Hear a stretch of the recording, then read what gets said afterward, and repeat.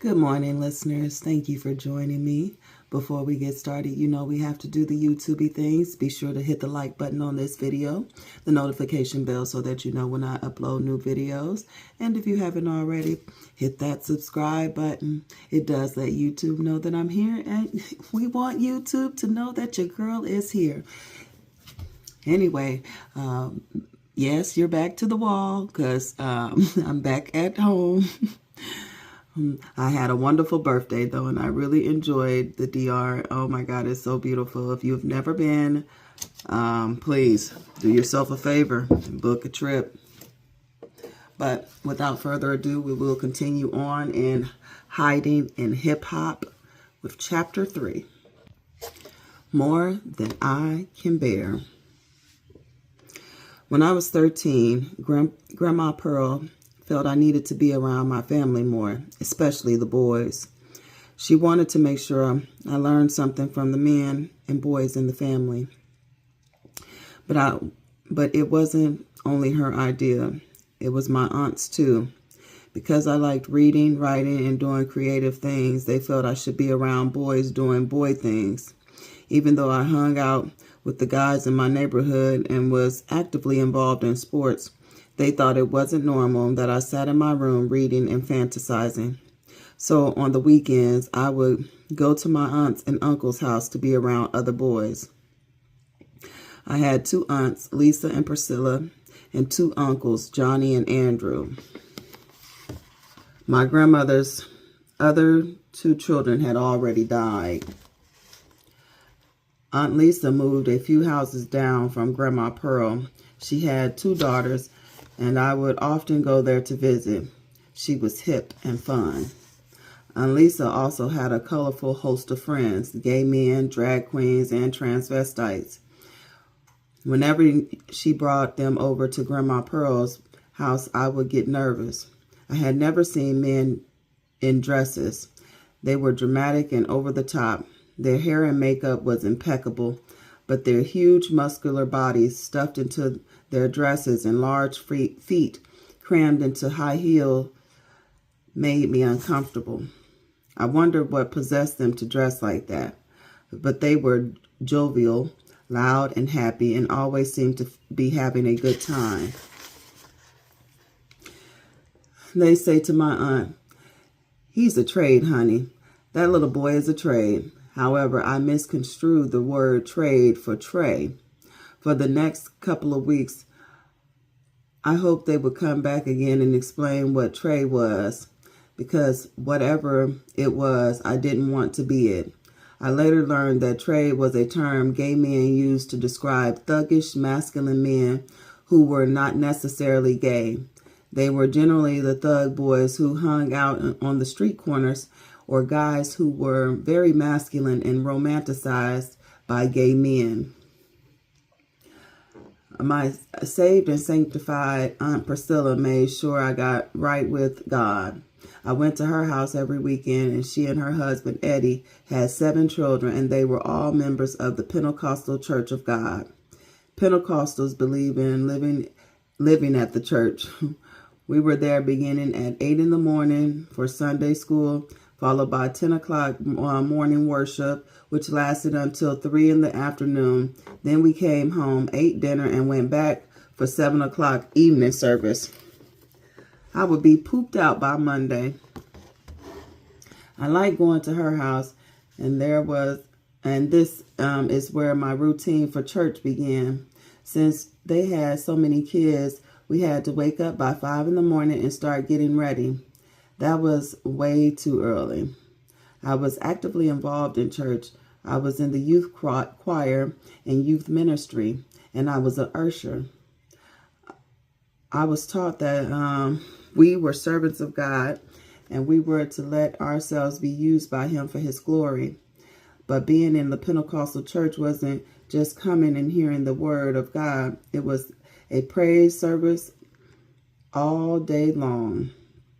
People would speak in tongues, get the Holy Ghost, and fall out of the pews and into the aisles. The Spirit would move through the building, and everyone would be yelling and screaming. This was all I knew church to be. The minister was this huge man in the pulpit, shouting at the top of his lungs about the glory of God and all his righteousness. Everyone was in awe of him. He would tell us each Sunday how God spoke to him and gave him the word. God spoke to him and told him he was to be a preacher. He told us how he followed God's direction, and that was all, that we were all his sheep in the pasture, and he was our shepherd. I believed every word he said and sat in astonishment listening to him. Whatever he said had to be true because he said God told him. But I wondered why God spoke to him and no one else. I wondered how God's voice sounded. Was it loud and booming or soft and melodic? I would silently pray to God to speak to me. I asked him to tell me why I had the mother I did, why I was born into this family, but mainly I wanted to hear his voice. I would hide under my covers and peek over the blanket, looking around the room, waiting to hear something. Nothing. I heard absolutely nothing, but it didn't stop me from praying and asking to hear it. On other occasional weekends, I went to my Uncle Andrew's house. I enjoyed going there because he and his wife partied the entire weekend, and Grandma Pearl partied right along with them. Just as she did with Mr. McGee, Grandma Pearl indulged in her drinking with Uncle Andrew and brought her fifth of liquor to his home. When they depleted the bottles, they headed over to the liquor store and got more. Uncle Andrew had 4 boys and 1 girl.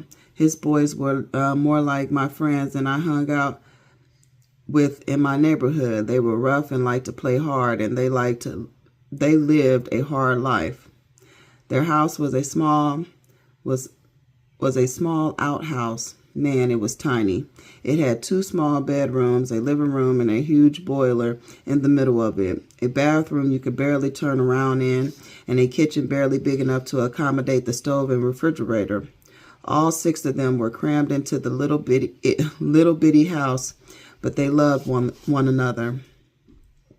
Uncle Andrew's house was always loud, with the radio and television blasting and adults all talking over one another. But it was there I learned the love of music, soul music. The radio blared music by the Four Tops, the Temptations, the OJs, Teddy Pendergrass, Lionel Richie, and Marvin Gaye. Hearing those songs today always makes me think of when I was a child. My grandmother didn't listen to the radio a lot, but if she did, it was the news program. My Aunt Priscilla didn't play any secular music in her house. That was the devil's music. It was all gospel music and some preacher's sermons coming from the speakers all day. However, Aunt Lisa's home is where the seed of hip-hop was planted in my brain. It was in her living room I discovered her album, Rapper's Delight by the Sugar Hill Gang. When I heard the song, it was like a light had gone off inside me. The words and the lyrics dripped over me like I was being baptized by holy water and filled with the Holy Ghost. From that moment on, I fell in love with hip-hop. I yearned for the music by artists like Father MC, Big Daddy Kane, Africa Bambaataa, Roxanne Shante, and Ron DMC. I sit in my room with my tape recorder next to the radio, waiting for hours for the DJ to play one of their songs, especially Ron DMC's It's Like That and Africa Bambaataa's Planet Rock. I love those songs. I would record them and sit another couple of hours transcribing the lyrics to paper.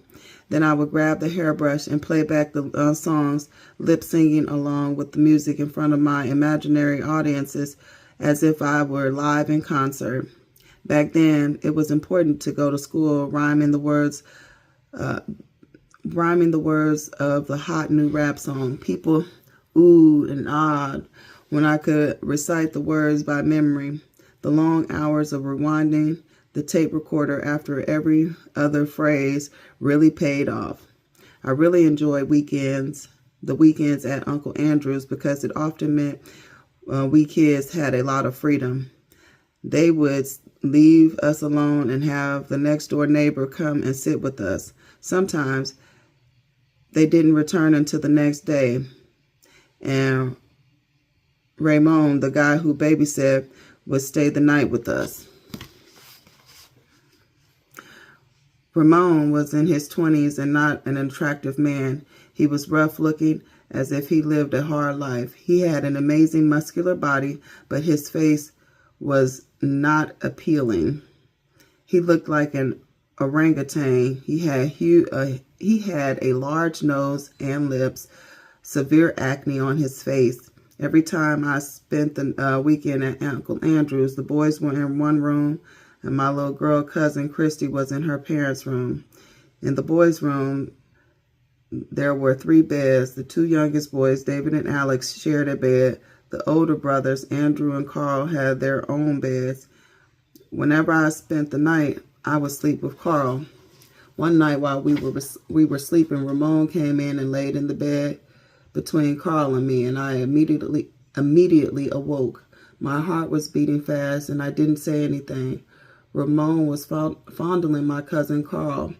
I saw Ramon pull out his humongous, hard penis and play with it. He then grabbed my hand and put it on his penis. I was freaking out. I didn't know what to do. I just held Ramon's huge, massive penis in my hand. He then started fondling me. He did this to Carl and me at the same time. One thing Grandma Pearl taught me was to never, ever let anyone touch me inappropriately. I felt someone touch me. If someone touched me, I was to tell someone. Find an adult and tell them. I didn't understand it growing up. When people tell you things to watch out for, you never think it's going to happen to you. I knew this was inappropriate. It was not right. At first, my penis didn't get hard, but Ramon kept massaging it until it finally got an erection. This went on for a good 15 minutes. I just held his penis, and he fondled Carl on me.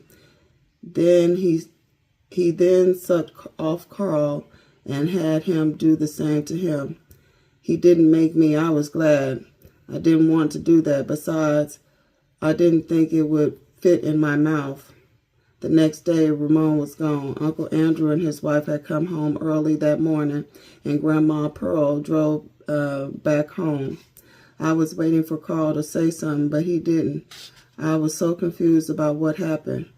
And when Carl didn't say anything, I figured maybe I should just keep quiet. I didn't want to embarrass him or me, so I just kept it to myself. It was our secret. But I hoped that an adult would find out, because it was killing me to hold on to it.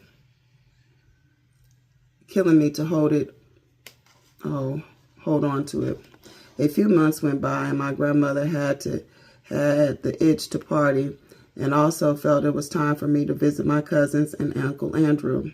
Again, they left the house to pick up some liquor, went to a party, and left us alone with Ramon. We fell asleep, and Ramon found his way once again back into bed between Carl and me. My heart raced. I knew it was going to happen again. He was going to make me touch him. I blocked it out and thought of something else, but this time he decided to perform orally on me. I hated it. I didn't like his mouth on me. What he was doing turned me off. He tried jacking me off and sucking at the same time. I was only 13, and this was my first sexual experience. I didn't ejaculate because I was so focused on not liking the experience. All I kept saying was that I wanted this ugly-ass man and his huge lips off me. I hated hearing his slurping sound as he sucked my penis. I stared at the ceiling, praying that it would be over soon. No matter how hard I prayed, it seemed like it took him forever to stop. To this day, oral sex has not been something I am fond of.